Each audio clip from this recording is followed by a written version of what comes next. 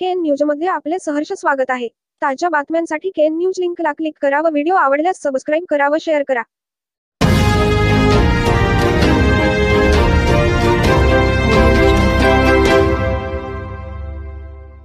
खडकलाट ग्रामपंचायत क्षेत्रात 13,111 मतदार मतदानाचा हक्क बजावणार। मतदानासाठी एकूण 15 मतदान केंद्रांची व्यवस्था। खडकलाट तालुका चिक्कोडी येथील ग्रामपंचायत क्षेत्रातील खडकलाटसह फुटाणवाडी, मनोचीवाडी, तपकारवाडी, पिरवाडी येथील एकूण 15 वार्डातील 13,111 मतदार मतदान करणार आहेत।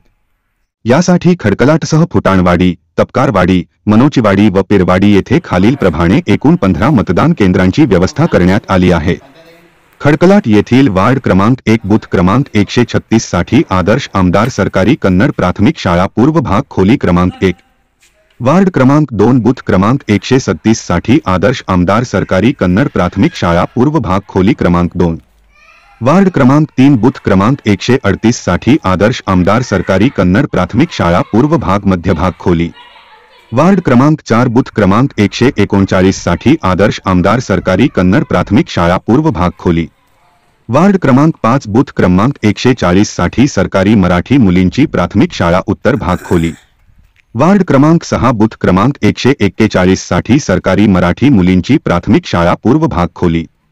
वार्ड क्रमांक 6 बूथ क्रमांक 141 साठी सरकारी मराठी मुलींची प्राथमिक शाळा पूर्व भाग खोली, वार्ड क्रमांक 7 बूथ क्रमांक 142 साठी सरकारी पदवीपूर्व कॉलेज दक्षिण भाग खोली, वार्ड क्रमांक 8 बूथ क्रमांक 143 साठी सरकारी पदवीपूर्व कॉलेज उत्तर भाग खोली, वार्ड क्रमांक 9 बूथ क्रमांक 144 साठी सरकारी उर्दू प्राथमिक शाळा उत्तर भाग खोली,